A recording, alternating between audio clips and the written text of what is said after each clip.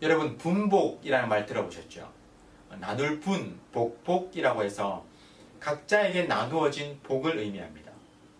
소설 토지에 보면 이런 표현이 나오는데요. 공연히 쓸데없는 생각 마라. 사람이란 지 분복대로 살아야지. 안 그러면 명대로 못 산다. 세상적인 표현에서의 분복은 각 사람이 운명에 따라 타고나는 복, 그로 인한 분수에 맞는 생활을 의미합니다. 하지만 이 분복이라는 표현은요, 아주 성경적인 표현이에요. 성경에서 분복은 구약에서 제비뽑기를 해서 나는 몫을 의미하는데요. 이스라엘의 그 12지파가 가나안 땅을 분배할 때 이 단어가 사용되었어요. 그리고 전리품을 나누거나 또 제사장이 받는 분깃을 가리킬 때도 사용되었습니다. 우리가 교회에서 흔히 분복이라고 이야기할 때는 하나님께서 각자에게 주신 복을 말하는 것입니다. 전도서 5장 19절은 이렇게 말씀해요. 어떤 사람에게든지 하나님이 재물과 부요를 주사 능히 누리게 하시며 분복을 받아 수고함으로 즐거워하게 하신 것은 하나님의 선물이다. 개역 개정 성경에서는 이 분복을 제 몫이라고 표현했는데요. 하나님께서 우리에게 나누어 주신 복입니다. 성경에서는 이를 기업이라고도 하죠. 하나님은 우리에게 복을 주시는 분이시고 또 그 복을 받아 누리는 것이 우리 신자의 삶이라 할 수 있어요. 그렇기 때문에 하나님께서 우리에게 주시는 그 분복을 어떻게 대하고 또 어떻게 누릴 것인가, 이것이 매우 중요합니다. 이에 따라서 우리의 삶이 비포장 도로를 달리는지 아니면 뻥 뚫린 고속도로를 달리는지 결정되기 때문이에요. 오늘 우리가 읽은 본문은 하나님이 주시는 기업, 그 분복을 어떻게 대해야 하는지, 그 분복을 마음껏 누리려면 어떻게 살아야 하는지를 분명하게 말씀하고 있습니다.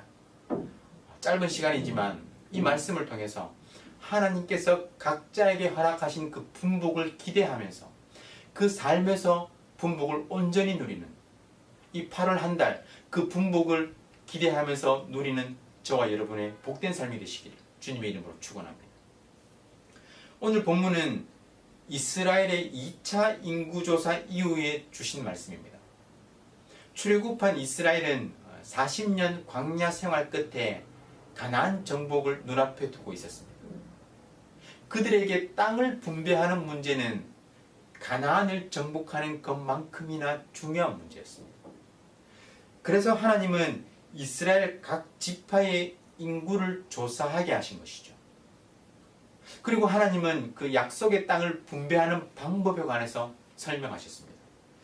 땅 분배에는 두 가지 중요한 기준이 적용되는데요. 첫 번째는 인구의 수에 따라서 땅의 크기를 할당받는 것이고, 또 두 번째는 제비를 뽑아서 그 땅의 위치를 정하는 것이었습니다. 인구가 많은 지파는 더 많은 땅을 할당받았고, 또 인구가 적은 지파는 그 수에 맞게 적은 땅을 할당받았어요. 그리고 그들이 할당받은 땅은 제비뽑기에 의해서 그 땅의 위치가 정해졌습니다. 이러한 방법은 하나님의 공평과 정의에 기초한 것이었어요. 그들이 차지한 땅 가운데는 비옥한 땅도 있었을 것이고 또 척박한 땅도 있었을 것입니다. 농사짓기에 적합한 물이 풍부한 땅도 있었을 것이고 그렇지 않은 메마르고 또 황폐한 땅도 있었을 거예요. 만약 인구가 많고 힘이 센 지파가 마음대로 좋은 땅을 차지할 수 있었다면 그렇지 못한 지파는 상대적으로 손해를 볼 수밖에 없겠죠. 하지만 하나님은 인구 수에 따라 땅의 크기를 할당함과 동시에 제비를 뽑아서 각 지파가 살 지역을 정하게 하셨습니다. 이는 하나님의 공평과 정의에 기초함과 동시에 땅의 분배를 하나님께 온전히 맡긴 것이었습니다. 하나님의 소유권을 인정한 것이었고 하나님의 주권을 인정한 것이죠. 자신들이 맞서 싸워 쟁취해야 할 땅이었지만 그조차도 하나님의 선물임을 인정하는 믿음의 고백이었던 것입니다. 우리에게 허락하시는 하나님의 분복은 결코 정의롭지 않은 방법으로 불공평하게 취할 수 있는 것이 아닙니다. 그것은 하나님의 방법이 아니고 하나님의 기업을 소유하는 자세가 아니에요. 세상적인 방법이 우리 눈에 빠르게 보이고 그것이 우리의 유익처럼 보인다 할지라도 아니라는 거예요. 결코 그렇지 않습니다. 지금 당장 유익이 되는 것처럼 보이고 지름길인 것처럼 보인다 할지라도 하나님은 공의의 하나님이시기 때문에 결국은 행한 대로 갚으실 것이기 때문입니다.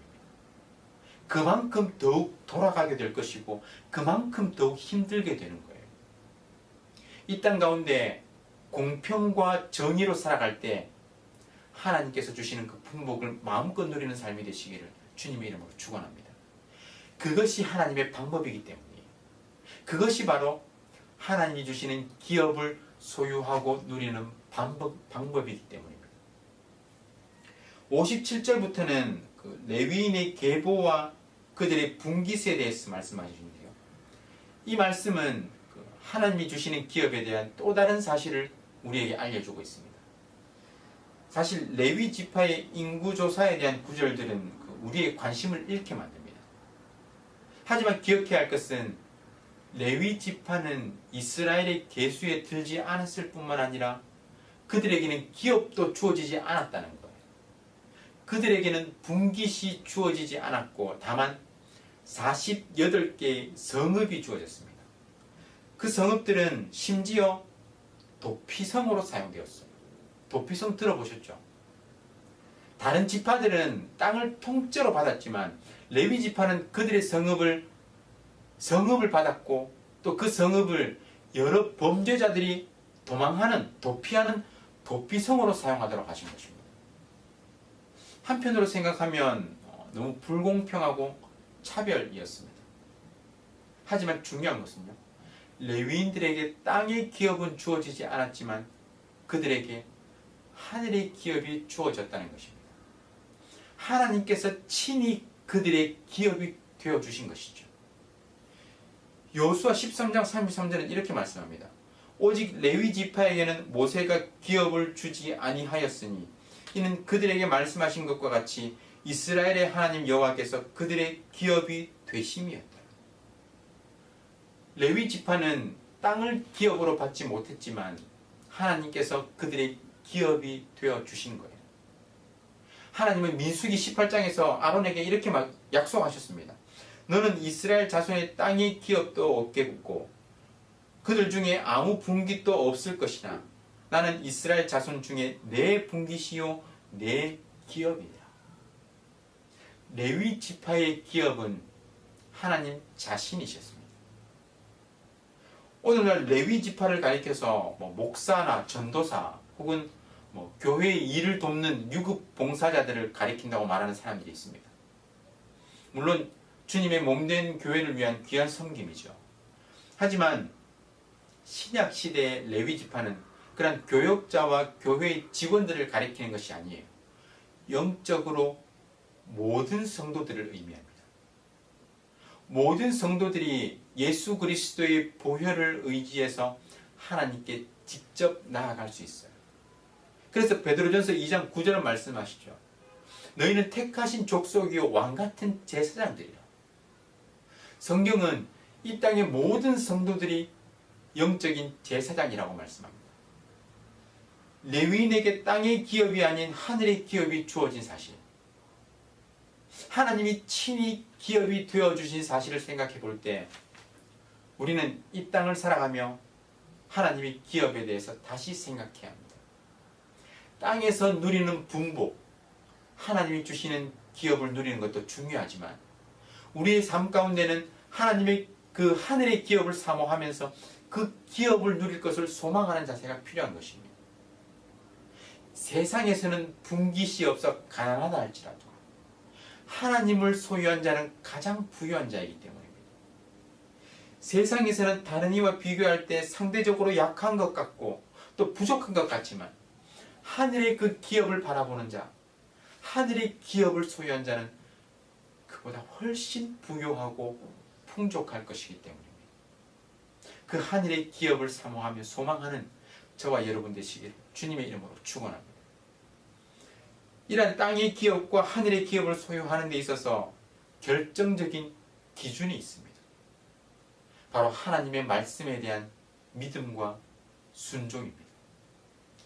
64절의 말씀에 의하면 모세와 아론이 시내 산에서 시내 광야에서 계수한 그 이스라엘 자손은 한 사람도 그 땅을 분배받지 못했습니다.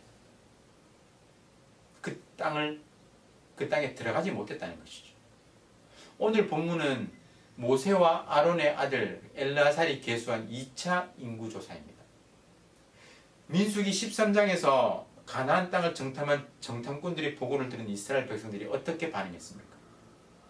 그들은 가나안 땅을 정복하라는 하나님의 명령에 불순종하고 믿음의 반응이 아닌 오히려 애굽으로 돌아가자고 외치며 하나님의 모든 역사와 하나님의 일하심을 부인했습니다.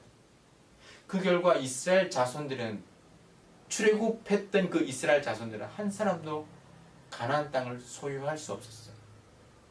다만 정탐 이후 믿음의 반응을 보이고 순종으로 나아간 그 갈렙과 여호수아만 그 땅을 소유할 수 있었습니다. 하나님이 주신 기업을 소유하고 누리는 분명한 기준은 바로 하나님의 말씀에 대한 순종인 것이죠.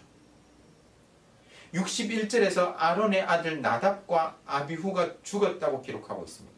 그들이 죽은 이유도 바로 불순종 때문이었습니다.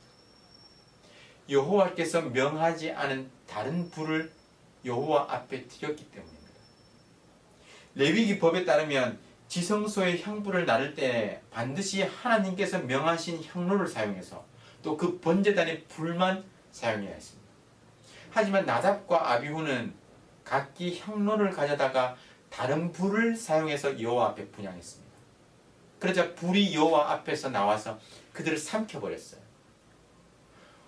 도대체 다른 불을 가져다가 향불을 피우는 것이 뭐 그리 큰 잘못인가 생각할 수 있지만 이것이 바로 하나님의 방법입니다.